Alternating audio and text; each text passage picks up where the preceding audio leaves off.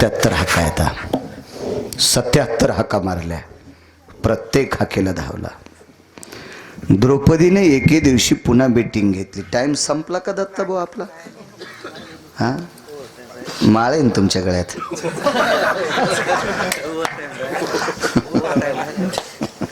पाय घ्यान गुरुजी. द्रौपदीनं मीटिंग घेतली महाराज. त्या दिवशी द्रौपदीचे 5 लेकरं कापले होते आणि अभिमन्यू सुद्धा मृत्यू पावला होता. महाराज करतो कीर्तन, ताण घेऊ नका. ही रीतिरी भंगिरी मोबाईल हीच कितकं उरक बसत येत ना. मी 10 मिनिटं कीर्तन शिल्लक केलं तर माई दखल घेईन ना पंढरपुरातला मालक, ऐका नाही ना. काय काय मीटर थोडंच जळायलंय. आणि हे कोण्या दिवशी दाबायचं त्याच्याच हातात आहे. ते ज्या दिवशी दाबीन ते दिवशी व्हॉट्सअपला येईल, आदरणीय हरिभक्तीपरायण बाळू महाराज गेले की लगेच दुसरा टाकी तू गेले दिगंबर. हो, ते वाक्य तो कोणाला टाकायले तू? ज्याला कवडीची अक्कल नाही ते मेला बी त्याला ते वाक्य. अभंगाचा अपमान आहे महाराज. त्या कोणाला नाही टाकायचे ते वाक्य. मीटिंग घेतली महाराज. द्रौपदीने विचारलं, देवा कशा करता युद्ध आरंजित केलंस रे? 5 माहे मेले, आमचा एक शिव मेलाय. ह्या गादीवर बसवायचं कोणाला? पांडवायला. देवा आम्ही सगळे जातो, त्या दिवशी कोण गादी सांभाळील? युद्ध केलं कशा करता? पंढरपुरातल्या मालकाने सांगितलं, तुमच्या दोघाही करता. एक द्रौपदी करता आणि एक भीमा करता युद्ध आहे. द्रौपदीला भर सभेत केस धरून मांडीवर बशील तर त्यावेळेला द्रौपदीने एक पण केलता, ज्या मांडीवर मला राजकुमारानं बशिलय, मी आई समान असताना माझ्याकडे वाईट दृष्टीनं पाहून बशिलय, ह्या मांडीचं रक्त ज्या दिवशी डोक्याला लावीन त्याच दिवशी मी येणी घालीन. स्त्रीचे केस मोकळे कधी पण नसावे. पुराण वाचून सांगतोय. मला वाचायचा छंद आहे, खूप वाचायचा छंद आहे, म्हणून तर इतका रगिलो आणि बोलतो. खिशात पैसे लय मोठे असल्यावर भाव विचारायचाच नाही. चला 5 किलो गुळ, फक्त खाऊन पाहायचा चांगला आहे का. हो, 100 रुपये नेल्यावर 5 किलो गुळ घेतले होते, हानीन न किलो न. हो, वाचायचं मला ना दे जास्त वाचायचं. तरी मग नशीब खोटं आहे, मला मोबाईल नाही वाचायला, म्हणून तर वाचणं व्हालंय. नाही तर ते वाढदिवसाला व्हॉट्सअप चॅटिंग फॅटिंग करू करू याच्यातच मोकळा झालो असतो. मोबाईल आपला मस्त पतिव्रत आहे, याच्यात घाण येत नाही आणि कोणतंही बटन दाबा याच्यातलं खराब बाहेर जात नाही. तुमचे मोबाईल लय अवघड आहे. पप्याची माईल द्यायला बी लॉक उघडून द्यावं लागते, नाहीत लॉक लावून देतो. हो, मधात काय गर्दा आहे तिला कळत नाही. पप्याच्या बापाच्या मोबाईलमध्ये. मोबाईल काळाची गरज आहे. एकाही वारकऱ्याला अभंग विचारायची गरज नाही, फार गरज आहे. रोज गाथा वाचणाऱ्याला जर गाथा घरी विसरला, तो कोणाच्या कार्यक्रमात गेला तर प्रवासात एसटीत बसल्या बसल्या सुद्धा गाथा वाचू शकतो. दत्ताबुवा, तो कदमबुवा, कृष्णाबुवा, कोथिंबिरे महाराज, सोजे महाराज, तो गाथा वाचू शकतो. ज्ञानेश्वरी वाचू शकतो. इतकी काळानं प्रगती केलेली आहे विज्ञानानं. आपण ते वाचायला पाहिजे, गरज आहे. बाईचे केस फक्त 4 दिवस मोकळे असावे. महाराज पुराणात कितीतरी श्लोक आहेत. राष्ट्रसंतांचं एक काव्य मला आठवलंय, काव्य आठवलंय. त्या राष्ट्रसंतांनी त्या काव्याच्या अगोदर एक उल्लेख केलाय. या पवित्र भारत देशातला शेतकरी खांद्यावर आसूड ठेवताना तो सुद्धा शिस्तीत ठेवतोय. आसूड, आसूड, आसूडच म्हणता ना तुम्ही. हां, ते चाबूक हा नवीन शब्द. घोड्याच्या बग्गीला वापरला जातो त्याला चाबूक म्हणतात, पण शेतकऱ्याच्या खांद्यावर इळदीसह असतो त्याला ओरिजिनल नाव आहे आसूड. आता नवीन नवीन आपण काही कशाला लावतो तो भाग आहे त्याला, पण त्याचं खरं नाव पुराणातलं आसूड. मग आसूड जाऊ द्या, चाबूक का म्हणणं. तुम्हाला चाबूक कळत असेल तर चाबूक म्हणून काय त्याच्याला ताण घ्यायचा. हा सुद्धा ठेवताना शेतकरी शिस्तीत ठेवतो. पदर खांद्यावर किती शिस्तीत असावा. लोकलज्जा निवारण हितार्थायाम. वस्त्र घालायचं कशा करता? लोकलज्जा निवारण हितार्थाया. म्हणून त्यांनी एक काव्य केलं, तुम्हाला आवडणार नाही पण महात्म्यांचं आहे, राष्ट्रसंतांचं आहे. 4 4 पट्टे साडी नेशेलू गडो, मागून काढी कोंबड, कपाळाला कुंकू नाही दिशे घुबड, सांग सांग पुरी नान्न लागन का गोड, सांग सांग पुरी नान्न लागन का गोड. देशाचे पुरस्कार भेटलेले लोक आहेत ते. तुकडोजी महाराज असतील, दुनियादास महाराज असतील, संत गाडगे बाबा असतील. मागच्या आठवड्यात आम्ही अमरावतीला गेलतो कीर्तनाला.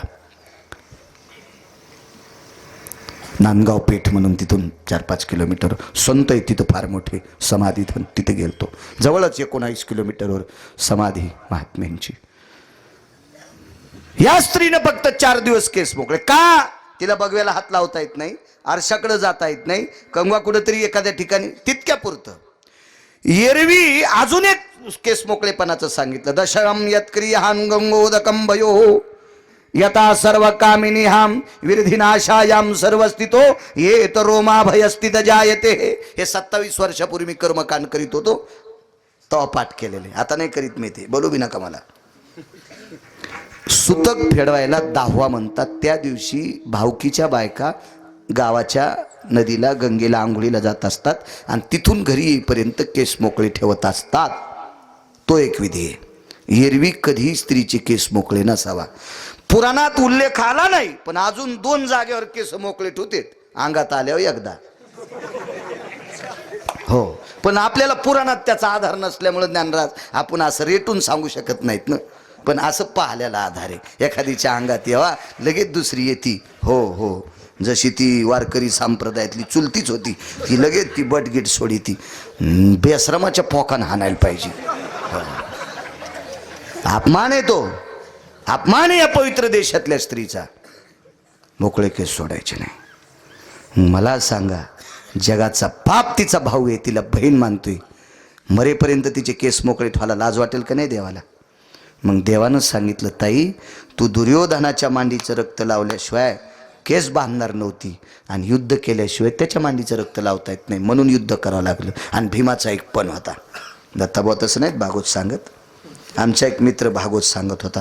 आता ऐकावर का, आणि काय भीमाने पण केलावर का, काय त्या नालायक दुर्योधनाने द्रौपदी मांडीवर बसलीवर का, आणि भीम करकरा मुठी दाबीत होता बर का, दाताने होट दाबीत होता बर का, आणि भीमानी पण केला माझ्या पत्नीला मांडीवर बसिलं, ती मांडी फोडीन आणि घटा घटा रक्त पिन. अरे भागवतकारा, भीम माळकरी होता रे सुंबळ्या.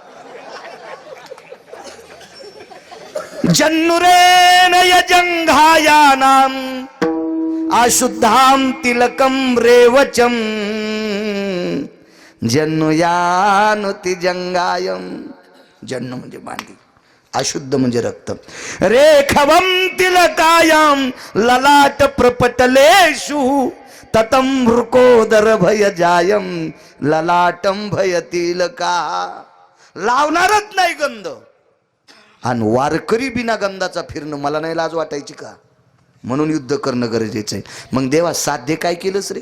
माझा पण, माझ्या भीम नावाच्या मालकाचा पण, आणि लेकरं मातीत घातलेच. ऐक ताई, तुमच्या पश्चात गादीव बसायला जन्माला येणारे 4.5 महिन्याचा गर्भ उत्तरेच्या पोटात आहे. गुप्तचर हजरच होता.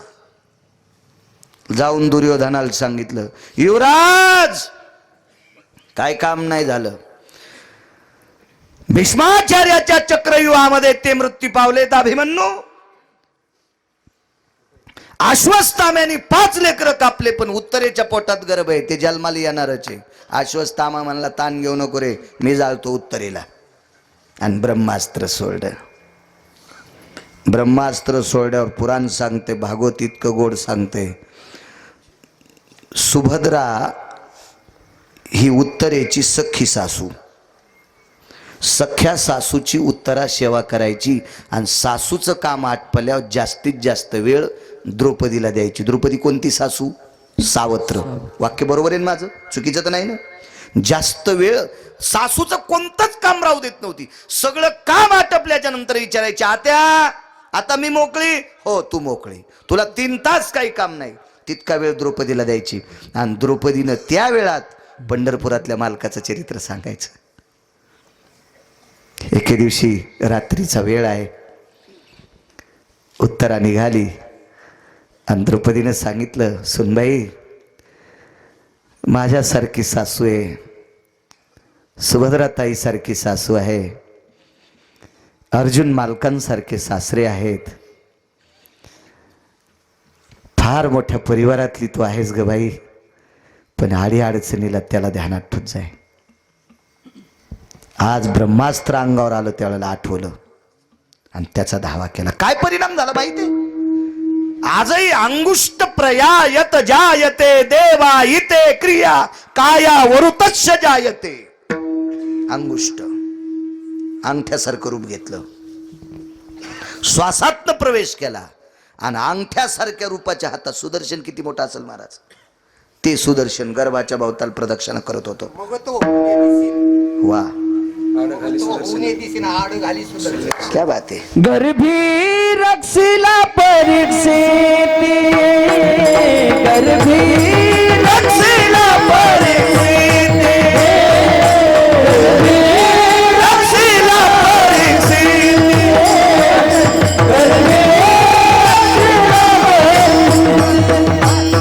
सुदर्शन चक्र घेऊनी हाती, सुदर्शन चक्र घेऊनी हाती, चक्र घेऊनी हाती, सुदर्शन चक्र घेऊनी हाती. उदरी प्रवेशनिया श्रीपती, उदरी प्रवेशनिया श्रीपती,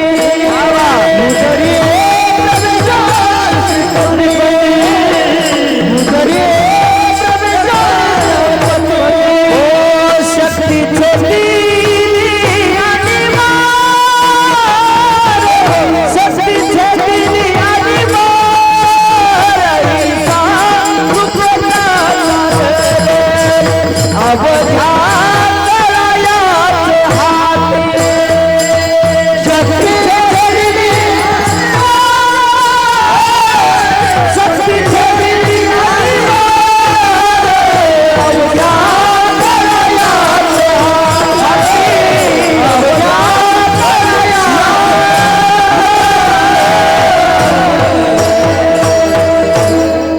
प्रमाण सुटल्यावर कीर्तन करायला अशी मस्तीची येते होती. मस्ती असं वाटते कुस्ती खेळावा. कोण कशाची माहिती? पुराणाशी. गर्भात प्रवेश केला, सूक्ष्म रूप धरलं. महाराज द्रौपदीच्या श्वासात प्रवेश केला त्यावेळेला हृदयाशी संबंध होता आणि चित्त हे निर्मळ असते. पण गर्भ अपवित्र असतो बरं का. गर्भाची जी जागा आहे का ती अपवित्र असतो. काय सांगू गर्भीच्या, किंवा नाकी तोंडी कुर्मीकडे विष्टाले पचहूकडे. किती दुःख, किती किती गर्भात काय. गर्भ दिला दंड वरती पाय खाली तो, वरती पाय खाली तोंड, वरती पाय खाली तोंड, वरती पाय खाली तोंड, पाय खाली तोंड, वरती पाय खाली तोंड. या दोघांचं काय झालं माहितीये का? काय ग पळी झळकतीनं आपलं तुपलं ओळखीती. गाव आहे ना आज, कसे उल्हासात आलेत पान. घरचं रान असल्यावर कडीला आऊत गेल्यावर उभाट्या हाणायचं. हा धुरा 11 वाजले म्हणजे धुरा काढाच ना दोघायनं. विठाला विठाला महाराज काय संप्रदाय. ह्याच्यामुळे अभ्यास करायला पाहिजे. 2 गोष्टीला किंमत आहे, बहुश्रुत आणि बहुवाचक. पण बहुश्रुत कोण माहितीये का? नीतिसंपन्न निष्ठेनं वाचन करणाऱ्या लोकांचं ऐकायचं तर फायदा, आणि चांगली पुराणं वाचायचं म्हणजे चांगल्यांचं काव्य वाचायचं. हे 2 लोक कधीच मरत नसते. बहुश्रुत आणि बहुवाचक. हो लय ऐकिलं तो काय ऐकिलं ढगाला लागली कळ सोबळ्या. आणि काय फायदा येतो ते ऐकण्यात. काही नाही ऐकायचं. तुम्ही बी नीट म्हणी जा. काही म्हणतात पंढरी जाऊ प्रेमानं नाहू गाथा वाचव ना.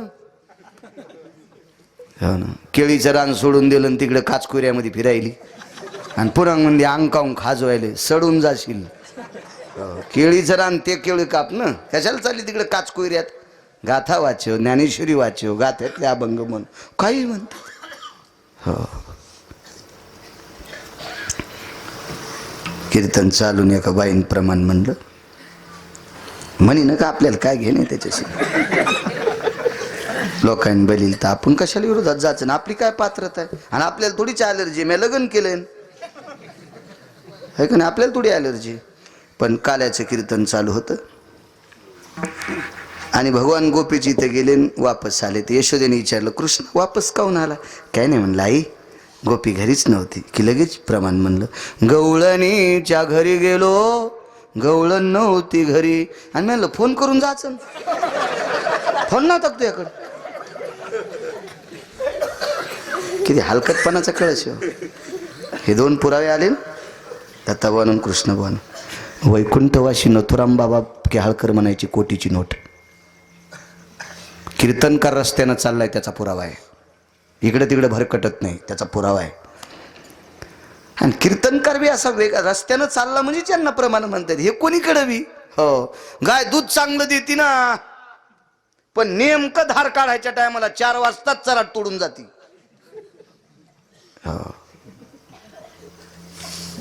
वैरण कोणाची खा, दुधाला आणि शेणाला गाईनं खोट्यावर यावा. दुधासाठी शेणासाठी गाईनं खोट्यावर यावा. हो. बाकीचं वाचून असा विषय नाही, पण कीर्तनात गाथा ज्ञानेश्वरी पुराण इतकंच असावा असं समजायचं. गाय सात्विक आहे. हो. चांगली माणसं आहेत आज, मजा आहे. इतक्या घाणेरड्या ठिकाणी जगाच्या मालकानं प्रवेश केला. द्रौपदीच्या सांगण्यानुसार हाक मारली, सुदर्शन विलीन झालं, ब्रह्मास्त्र विलीन झालं सुदर्शनात. आणि परीक्षिती जन्माला आला. परीक्षिती नावच त्याच्या पुढं पडलं दत्ताबुवा. गर्भाम परीक्षायाम अंतरेषु हृदय कमलेषु यत परीक्षास्तु पात्रेषु ममम रक्षन्ति यत पात्राया. मला संरक्षण करणारा, माझं गर्भात संरक्षण करणारा तूच आहेस. अशी ज्यानं पारख केली, अशी ज्यानं परीक्षा केली, इति नाम परीक्षिती. इति नाम परीक्षिती. परीक्षा केली ना, माझा सांभाळ करणार आहे. मालक सांगतात जर भगवंताला उत्तरेनं हाक नसती मारली, बाकीच्या सोयऱ्याला, हा देवही तिचा सोयराच होता ना. एका नात्यानं पंढरपुरातला मालक उत्तरेच्या पतीचा सख्खा मामा होता. कृष्ण कोण होते माहिती? सख्खा मामा. सख्खा मामा, मामच सासरे होते. नात्यानं सोयरे येत, पण एका नात्यानं तो जगाचा बाप आहे. तिनं जर बाकीच्या सोयऱ्याला हाक मारली असती तर पांडवाचा कुलदीपक कायमचा इजला असता, कायमचा. पांडवाच्या मृत्यूनंतर दिल्लीतल्या गादीवर कोणी बसलं नसतं महाराज. एकमेव ताकद आहे. हाका सुद्धा कोणाला मारावं याच्या आकली असल्या पाहिजे ना. बुद्धिवान होती. तिने हात पंढरपुरातल्या मालकाला मारली आणि सूक्ष्म अंगुष्ट प्राय रूप घेऊन गर्भात संरक्षण केलं. म्हणून मालक कदंब पहिल्या कडव्यात म्हणते सरसी उडी हाके सरसी उडी हाके सरसी उडी हाके सरसी उडी हाके सरसी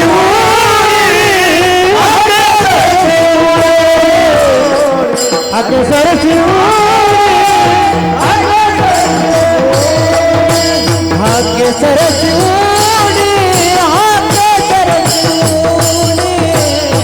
हाके सरसी हाके सरसी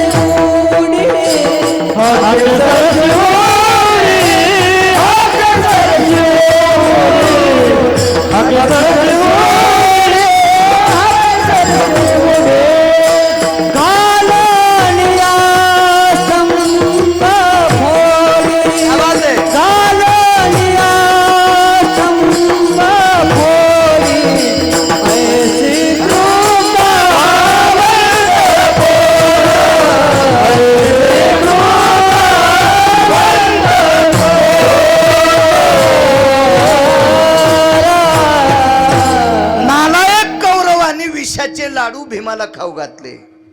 तयं जलयास्तानयो वृकोदरे यद्भयानां विषान्न परित्याज भयस्थितो कायां वृक्षाति जायते. निळं पडलं शरीर, काळं पडलं शरीर. हाक मारली. कोणते मालक आले धावत माहितीये? काशीतले मालक आले. उरंगाया साधनेषु यद्भयो, उरंग म्हणजे सर्प. व्याळा ददुशुंकाति जायं शमश्वायाम यत्विषाग्रयो. हात मारल्याबरोबर काशीतले मालक आले. चावा घेतला सापाने, अंगातलं सगळं विष शमन करून टाकलं आणि भीमाला वाचवलं. हाकेसर शिवडी घालोनिया स्तंभ फोडी. वस्त्रहरण करताना पुण्य होतं महाराज. एका 22 वर्षाचा साधू गंगेत आंघोळ करता करता अंगावरचं वस्त्र, त्याच्या धोत्र अंग चोळता चोळता निघून गेलं. गर्भांध होता, चक्षुहीन होता. आईच्या पोटातूनच अंध जन्माला आलता, पण अंगावरचं धोत्र वाहत गेल्यावर गावात कसा प्रवेश करायचा म्हणून कमरे इतक्या पाण्यात अंग लपून बसला. तो चातुर्मासाचा काल होता आणि चातुर्मासात द्रौपदी पोलीस पाटील आंघोळी करता गंगेवर जात होती. केवढ्या राजाची पोरगी हो, केवढ्या राजाची पोरगी, किती मोठ्या राजाची पोरगी. आमचा एक मित्र होता भंगिऱ्या, पण त्याचा बाप पैशावाला होता म्हणून मी बी त्याला कधी मधी मानित होतं. आपल्या अडचणीत उसने पासने देत होतं. इतकं काय लायकीचं नव्हतं ते, तवाच सांगायलो. आता कशाला मागू त्या पांचटाला मी. मग त्याला मी माहूरला नेलं. कीर्तन होतं तिकडंच, तर चल म्हणलं. वेळ होतात म्हणलं उनकेश्वरचं दर्शन घेऊ. सकाळी सकाळी रूम चांगली केली तर म्हणलं नको उनकेश्वरला आंघोळ करू. तर याला वाटलं तिथं रूमच करतील. तर उनकेश्वरला एक कुंड आहे, तिथं आंघोळ करायची होती. म्हणलं याच्यात बाळू तुला माहिती आहे ना, मी असं कुठं बी आंघोळ करीत नाही. म्हणलं कुठं बी करायची नाही, कुठंच करीत असते. कुठं बी करायची नाही, कुठं कुठंच करीत असते. गंगेला आंघोळ करीत असते. वड्याला कोण कर म्हणायला तुला? हे काय एखाद्याचं आउटलेट आहे का घराचं? तिथं तुला आंघोळ कर म्हणालो. हे तीर्थ आहे भगवान प्रभू रामचंद्राने शरभंग ऋषी करता तयार केलेलं तीर्थ आहे. बरं जाऊ दे म्हणलं बाळू करतो, पण आपल्याला गार पाण्यानं जमत नाही.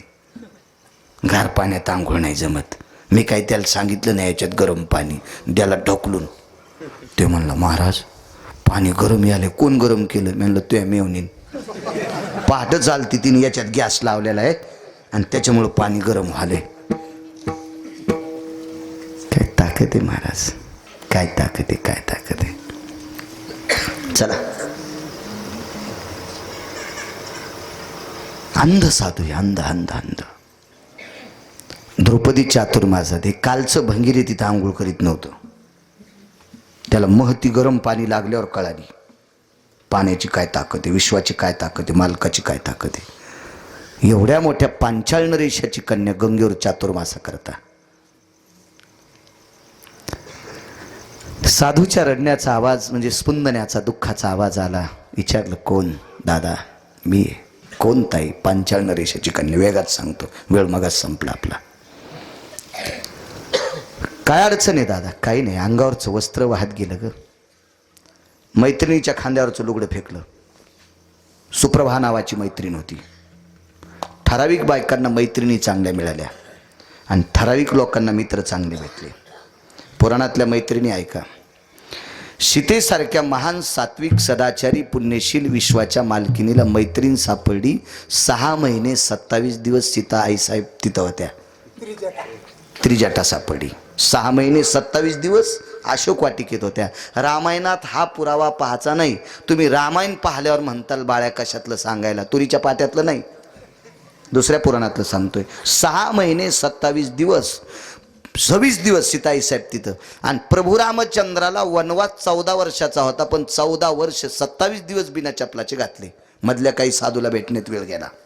हो, त्यातले 3 दिवस त्या मार्गाने जाण्यासाठी गेले.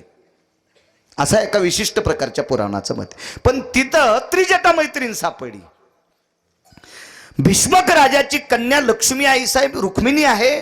त्यावेळेला सुजया नावाची मैत्रीण होती. हिनं तर पत्र वाचून दाखिलतं, ताई ताण घेऊ नको, मालक येणार आहेत. अशी जेडपट असती तर तिला काय आकलीचा कांदा होता. हो, सुजया फार हुशार होती. एक पोरगी मामाची तर मुंबईला शिकली. मामा जरा पैशावाला होता, त्याची बायको जरा उचकानी होती, ती घरी स्वयंपाक करीत नव्हती, हप्त्यात 3 दिवस हॉटेलचंच खात होते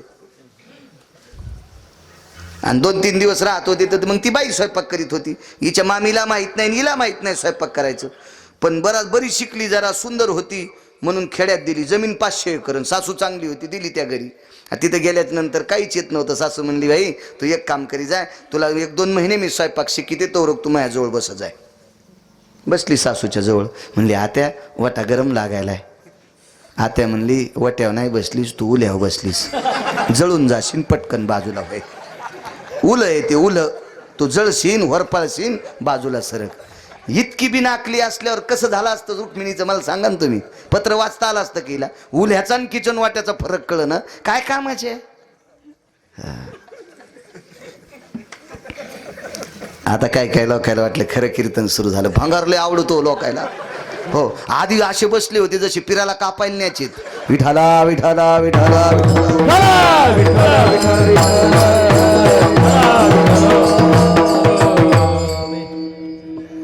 लुगडं बाजूला पडलं वाहत्या प्रवाहाच्या दिशेनं. अर्ध लुगडं स्वतःच्या अंगावरचं एक लुगडं होतं, ते फेकलं, ते बाजूला गेलं. फेकाफेकीत उजळलं. साधून सांगितलं, मी बाहेर येत नाही, अंगावर कपडे नाहीत. आणि द्रौपदीला मधात जाता येत नाही. पण मैत्रिणीचा हात धरून आतमध्ये गेल्या. काय मैत्रीण होती सुप्रभा, काय मैत्रीण होती सुजया, काय मैत्रीण होती त्रिजटा. गांधारीची मैत्रीण सांगू, कांतीप्रिया. कुंतीची मैत्रीण सांगता येते कोणाला? धात्री, जगात 1 नंबरची गायनिक. धात्रीसारखी बाळांतपण करणारी, धात्रीसारखी प्रसूती करणारी, धात्रीसारखी डिलिव्हरी करणारी विश्वात जितके देश आहेत, एकाही देशात धात्री इतकी विद्वान कोणीच नव्हती. ही कुंतीची दासी होती. दासी बिन मैत्रीण बी. विठाला विठाला विठाला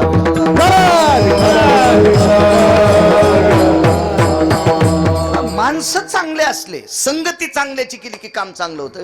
2 बरण्यात एकीत मीठ टाकलं आणि एकीत तूप टाकलं. जागा कुठं मिठाची तुपाची जागा. ज्या बरणीत तूप टाकलं ती बरणी कुठं ठेवते? कपाटात. आणि जिच्यात मीठ टाकलं ती चुलीपशीत शाकानच वाकली. तोंड एकीकडं बुडी एकीकडं. हे अशी पिरगाळली गाणी बरणी जास्तीला प्यारीलीच झालाय. हो, कशाची संगती आहे? मिठाची. तुपाची संगत केलेली बरणी कुठे गेली? कपाटात. ती बरणी कोण दिश काढते? वरण भात केल्यावर, पुरणपोळी केल्यावर, काही भात केल्यावर मग ते. आता ज्या बरणीला तुपाची संगत भेटली त्या बरणीन जरा हिशाबात राहा ना. ती लई शहाणी उचकानाची. तूप संपल्यावर अन्नाच्या वाट्यावर आली. नेमकी दिवाळीचा प्रेड होता. पोरीचे पोरं जास्त आल्यामुळे डबे कमी पडले. याच बरणीला छिद्र पाडलं, दोरी लावली आणि बरणी पलीकडे रस्त्याने नेली. तिकून रस्ता येतून तो काय मस्त रस्ता आहे. वा वा वा. ज्याला मळमळ होतंय त्यानं त्या रस्त्याने याचं, आयुष्यभर त्याला उलटी होणार नाही. कायच रस्ता आहे ते पलीकडे बाजूचा, आहे की नाही राजू काका? काय मस्त रस्ता आहे. वा वा वा वा. टायर पंक्चर झाल्यावर धुतल्याशिवाय पंक्चर काढायचा नाही कोणी, नाही तर पंक्चर काढणारा चक्कर येऊन मरण. विठाला विठाला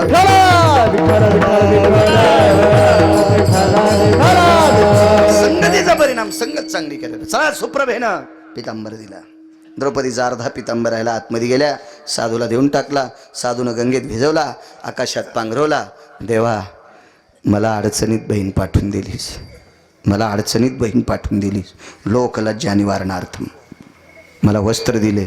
माझ्या बहिणीवर जर कधी प्रसंग आला तर या लुगड्यावर उभ्या आणि आडवे जितके दोरे आहेत तितके वस्त्र पुरव. कौरवे पांचाळी सभे माझी आणिली, वस्त्र हरणे वस्त्र कैशी झाली माऊली. पांडुरंगे येऊ पांडुरंगे, जीवाचे जीव लगे येऊ पांडुरंगे. तिच्या हाकेला धावला केसरची उडी घालून या स्तंभ पोडी. मागं कृतात्रेता युगात जा. मग अशी रामायणाच्या वया गोड ऐकावत वाटत होत्या. मी सुजित चलत होतो रस्त्यानं, गाडी तिकडे मागेच उभी केली ती. 1-2 जण आम्हाला उभा करून आणून आली. एक टेम्पो आलो म्हणला बसा माग. हो, आणि पुढं होत्या कोणतरी बसलेल्या, त्याच्या घरच्या असतील त्या. आम्हाला म्हणले बसा मागं. म्हणलं नाही, मागून गाडी आली. हो, 1 जण वडिलांचा डब्बा घेऊन गेले. त्यांनी आमचा उजेड पाहिला. मोबाईल जवळ मोठा मोबाईल, आपल्या जो बारीक आहे, ते मोबाईल वापस आले. चला, नाही म्हणलं गाडी मागे. चालायला लागलो, याच्याकरता आलो.